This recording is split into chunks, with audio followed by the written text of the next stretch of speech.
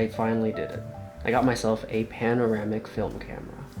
And I'm not talking about the film cameras that take panoramic photos where it cuts off the tops and the bottoms of 35mm film. I'm talking about genuine, in-camera panoramas. Let me explain. So this is my Super Ricohflex. You may have seen it before. It's a 6x6 medium format film camera, and although I've become pretty accustomed to seeing square pictures through Instagram or album covers, I've never really liked composing for it. And I was doing a lot of research to try and remedy that, to try and change this from a 6x6 to something like a 645. And that's when I came across a forum post that recommended to make it into 6x3, essentially making it a half-frame camera. Sort of like this Ektar H35. And so that's what I did. I turned this 6x6 camera into a 6x3 camera. A very YouTube-friendly 2:1 aspect ratio. Which I know is not traditional like panoramic aspect ratio, which would be 2 complete 35mm frames. But for me, I sort of define panoramic as anything a little bit wider than the standard 35mm frame. It scratches the same itch. Look at the froggy. Photographer. Frogotographer.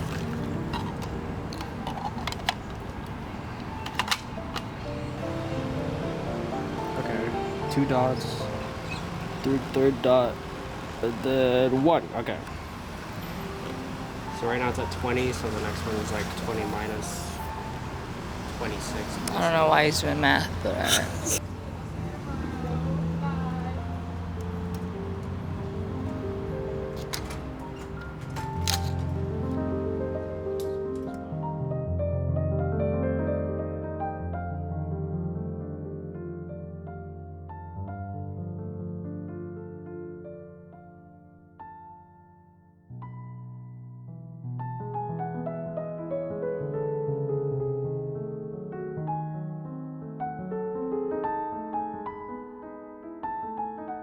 Yeah, I really dig the panoramic look, but some of you may be wondering, why don't you just crop your pictures in post?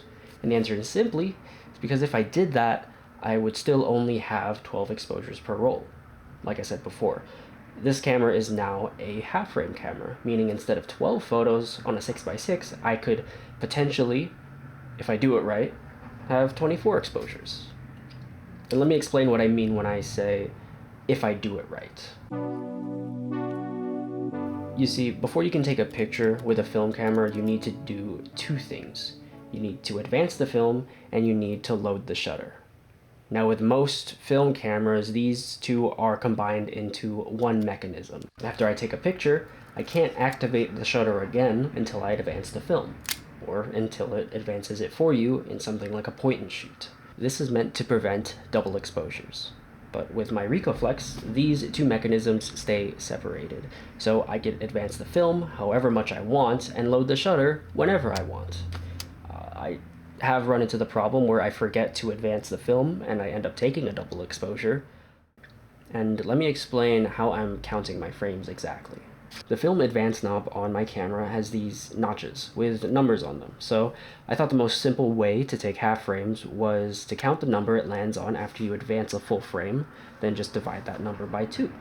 In this case, a full frame is 52 notches, so a half frame is about 26. I think I tried 27 to make sure that there's still enough room in between each frame, and I ended up with only 20 exposures this roll.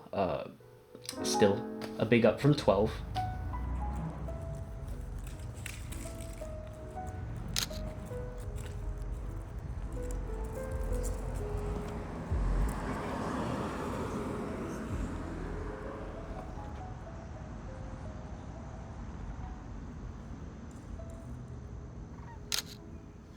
And yeah, it's not perfect. I messed up on this one, but this was the only picture that was messed up in that entire roll, so I see it as a huge win. And this photo also got me thinking that you could also create diptychs, or 2 images side by side that together create a single image, or a single idea, kind of like these.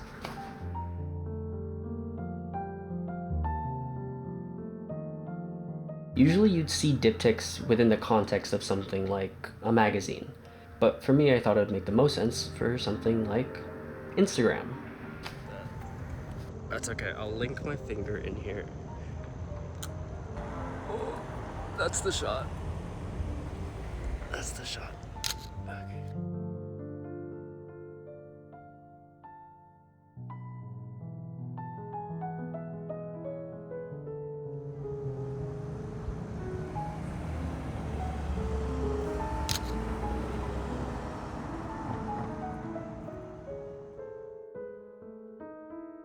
Also, you've probably noticed in this photo, or this one of Jolene, but an upside, or a downside depending on how you look at it, is that you're taking basically 35mm photos, but with the depth of field of medium format. I don't know if cameras like the X-Pan experience this, but it takes some getting used to. But that also means that you could be stopped down to like f5.6 or f8 and still have a pretty out of focus background, which is, I like it. It's cool. So, would I recommend doing this?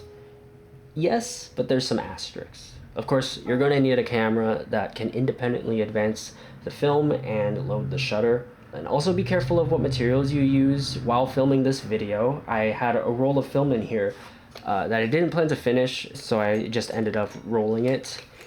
And when I opened the back, I realized that the film totally ripped out the paper and gaff tape. That's interesting. I got lucky with the first roll that it didn't break on that one, but it's such an easy mod, and if you need help measuring, half of a full medium format frame is actually the size of like a box of medium format film. So yeah, that's pretty much the end of the video. Be sure to subscribe if you liked it. Sorry I haven't uploaded for the past couple months, but we will be returning to our regularly scheduled programs. So, see you in the next one.